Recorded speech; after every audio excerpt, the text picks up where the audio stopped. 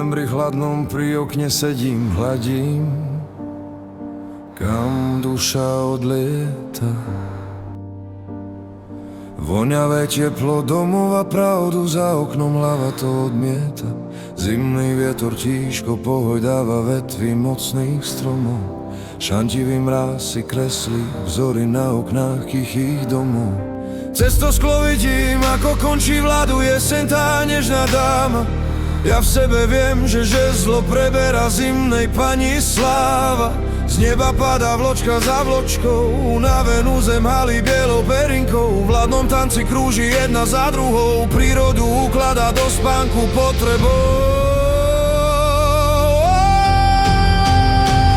Neboj sa, priateľu, že zima je smrť, nestrácaj nádej. Tak ako po noci vyjde deň, po zime jar je istý deň.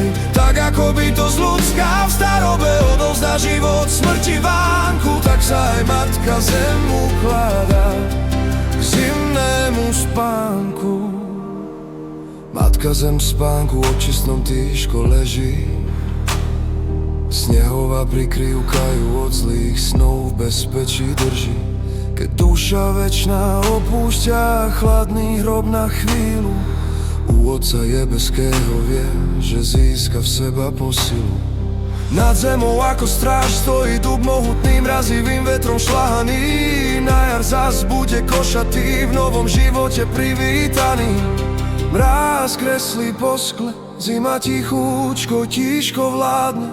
Len oheň v kozube tvojho domova nikdy nevyhasne. Viem, že láska ostala, viem, že viera neodíde, lebo z každého spánku sa rodí život nový vzíde.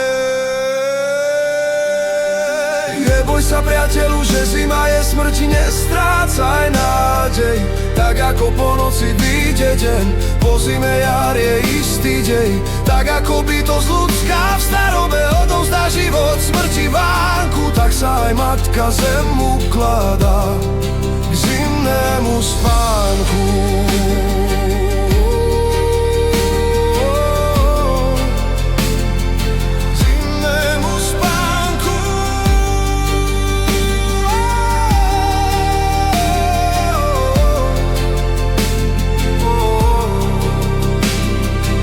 Neboj sa, priateľu, že zima je smrť, nestrácaj nádej.